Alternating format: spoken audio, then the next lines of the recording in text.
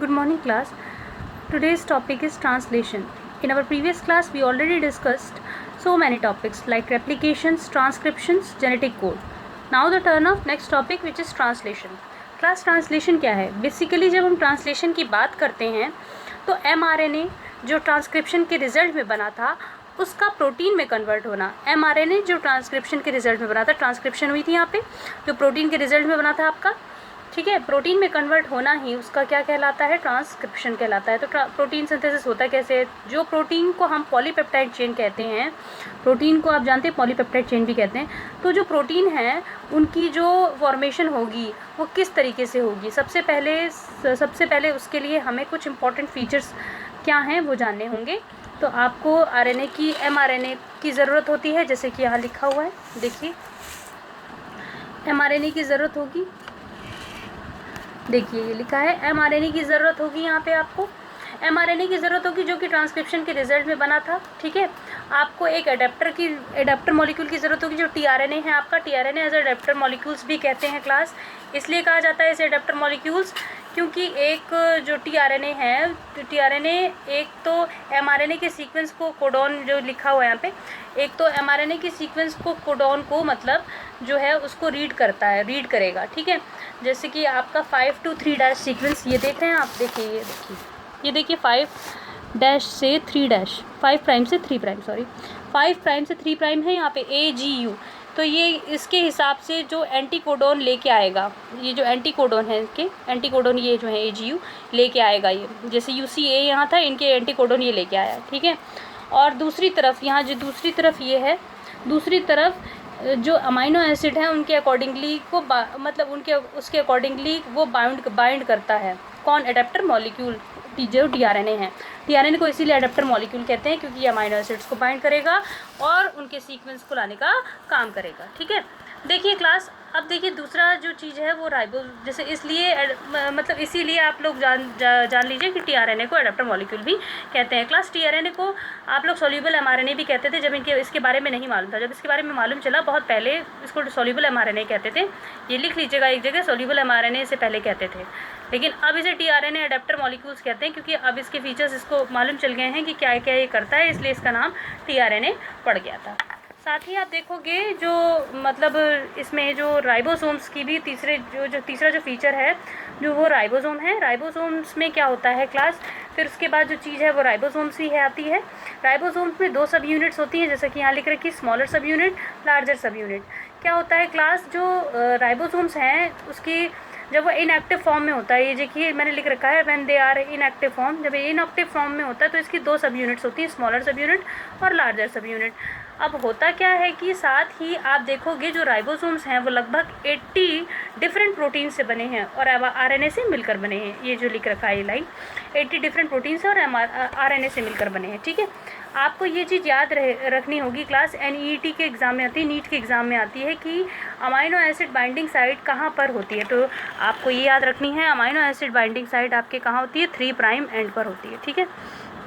तो क्लास देखिए अब आगे आते हैं। देखिए ये जो आप ये चीज़ देख रहे होंगे वेरिएबल रीजन है, ये वेरिएबल रीजन है, मतलब यहाँ के जो सीक्वेंस होते हैं वो वेरी कर सकते हैं, वो अलग अलग हो सकते हैं। साथ ही आपको बता दूं कि tRNA है ये, ठीक है, tRNA है वो सभी अमाइनो एसिड के लिए डिफरेंट tRNA होते हैं। एक tRNA एक इनिशिएटर tRNA भी होता है जो इनिशिएटिंग कोडॉन के साथ ही बाइंड करेगा, ठीक है। But there is no tRNA stop codon, जैसा कि यहाँ पे मैंने मेंशन कर रखा है, but there is no tRNA stop codon, देखिए यहाँ पे लिखा हुआ है, तो आप लोग नोट भी कर सकते हैं। देखिए क्लास फिर आगे पढ़ते हैं। आगे हम देखते हैं कि जो आपके प्रोटीन सिंथेसिस है, सॉरी थोड़ा डिस्टर्बेंस हो गया। देखिए जो आपके प्रोटीन सिंथेसिस है वो किस तरीके से होगा, ये देखते हैं।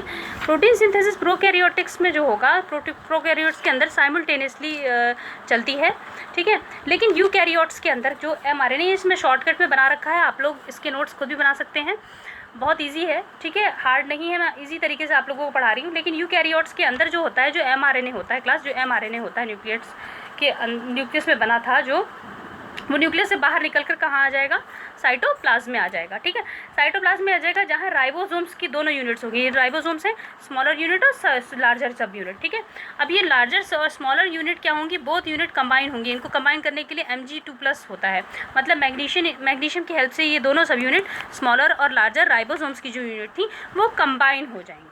ठीक है, तो कंबाइन होंगी क्लास। तो फिर देखिए क्या होता है कि ये कंबाइन होगी Mg2+ के हेल्प से। आफ्टर दिस, इसके बाद क्या होता है, जैसे ही ये दोनों सब यूनिट जुड़ जाती हैं क्लास, तो mRNA की कांटेक्ट में आते ही उसके बाद ही जो हमारा प्रोटीन सिंथेसिस का प्रोसेस है वो इनिशिएट होगा। मतलब किसकी हेल्प से इनिशिएट होगा, tRNA की हेल्प से शुरू हो जाएगा। अब देखिए एक चीज़ समझ लीजिए, इतना तो समझ में आ गया होगा आई होप आप लोगों को। देखिए अब जो मतलब AUG कोडोन है, यहाँ पे एक चीज़ जो है, तो मान लीजिए हमारे पास एक mRNA है। ठीक है, एक mRNA है का कोडोन सीक्वेंस है, ये mRNA है, इसका कोडोन सीक्वेंस है, दिया है AGU, ये जी AGU दिया है। ठीक है, AGU एक सीक्वेंस है, उससे पहले भी बहुत सारे सीक्वेंस थे, मतलब AGU एक सीक्वेंस है, उससे पहले भी बहुत सारे सीक्वेंस थे। यहाँ पे AUG है सपोज। ठीक है, AUG क्या है हमारा, AUG इनिशिएटर कोडोन है। अब इससे पहले भी बहुत सारे सीक्वेंस रहे होंगे, लेकिन स्टार्ट हमारा कहाँ से होगा, उसमें ट्रांसलेशन की जो मतलब ट्रांसलेशन की प्रोसेस स्टार्ट कहाँ से होगी, AUG से ही होगी। ये आपको याद रखना है, क्योंकि AUG ही इनिशिएटर कोडोन होते हैं जहाँ से शुरुआत होती है ट्रांसलेशन की। इससे पहले जो कोडोन होंगे उनसे आपका ट्रांसलेशन का प्रोसेस नहीं स्टार्ट होगा, क्योंकि इनिशिएटर कोडोन आपके कौन से होते हैं, AUG, ये आपको याद रखना है। ठीक है क्लास, और मान लीजिए यहाँ पर UAG है। ठीक है, UAG कोडोन प्रेजेंट है, विच इज़ स्टॉप कोडोन। इसको क्या कहते हो आप, स्टॉप कोडोन कहते हो। तो जो स्टॉप कोडोन के बाद में भी जितने सीक्वेंस होंगे, मतलब इसके बाद भी जितने सीक्वेंस यहाँ आते रहेंगे, सपोज GAC जो भी आ रहा है आपका होते हैं, उसमें भी कोई ट्रांसलेशन नहीं होगा क्लास। तो इनको क्या कहते हैं आप, अनट्रांसलेटेड रीजन भी इसीलिए कहते हैं। UAG स्टॉप कोडोन है, इसके बाद जो आपके कोडोन्स आएंगे उनमें ट्रांसलेशन नहीं होगा, क्योंकि ये स्टॉप कोडोन है। और एक चीज़ और याद रखनी है, AUG इनिशिएटर कोडोन है, इससे पहले जो जितने भी कोडोन आएंगे उनमें भी ट्रांसलेशन नहीं होगा, क्योंकि इनिशिएटर कोडोन आपका AUG होता है, और स्टॉप कोडोन टर्मिनेटर कोडोन भी जिसे कहते हैं वो UAG होता है। ये आपको याद रखना है क्लास। इसमें एक चीज़ पूछ ली जाती है, अमाइनो एसाइलेशन क्या है। अमाइनो एसाइलेशन आपको याद रखना है, चार्जिंग ऑफ tRNA। चार्जिंग यहाँ लिख देती हूँ मैं साफ से, चार्जिंग ऑफ tRNA के चार्जिंग होने को ही आप क्या कहते हैं, अमाइनो एसाइलेशन। अब ये चार्जिंग कैसे होती है, देखिए क्लास, यहाँ पे आप देख रहे हैं अमाइनो एसिड्स बने हुए हैं खूब सारे।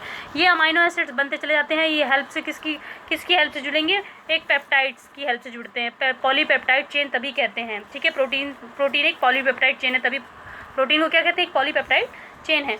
तो आपको पता होना चाहिए कि जो अमाइनो एसिड्स हैं जो tRNA लेकर आते हैं, जो tRNA लेकर आ रहा है, मतलब एक दूसरे के साथ किसकी मदद से बाइंड कर रहे हैं, पेप्टाइड की हेल्प से बाइंड कर रहे हैं। ये पेप्टाइड है, पेप्टाइड की हेल्प से बाइंड कर रहे हैं। कौन, जो आपके अमाइनो चेन बन रही है tRNA के साथ जुड़ रही है जो। ठीक है, किसकी हेल्प से जुड़ रही है, ये पेप्टाइड चेन की हेल्प से जुड़ रही है, तभी यहाँ पॉलीपेप्टाइड चेन बन रही है। पेप्टाइड बॉन्ड बनेगा, उसको एक एनर्जी की भी ज़रूरत होगी। अब तो उसको एनर्जी कौन देगा, ये देखिए पेप्टाइड चेन बना रखी है, पेप्टाइड चेन को एनर्जी कौन देगा, ATP देगा।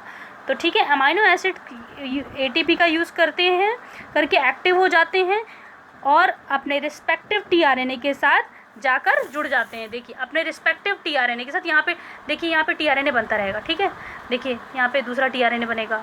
ठीक है, ऐसे मैं आपको एक एग्जांपल दे रही हूँ। ठीक है, फिर यहाँ पे दूसरा tRNA बनेगा। ठीक है, तो वो अमाइनो एसिड्स के जुड़ते चले जाएंगे। तो वही चीज़ आपको बताई जा रही है, अमाइनो एसिड ATP का यूज़ करके यहाँ पे मतलब एक्टिव होते जाते हैं और रिस्पेक्टिव tRNA के साथ, देखिए रिस्पेक्टिव tRNA के साथ जुड़ते चले जाते हैं। ठीक है, तो जो इसके मतलब इसी को क्या कहा जाता है, चार्जिंग ऑफ tRNA। इसी को क्या कह रहे हो आप, चार्जिंग ऑफ tRNA कह रहे हो।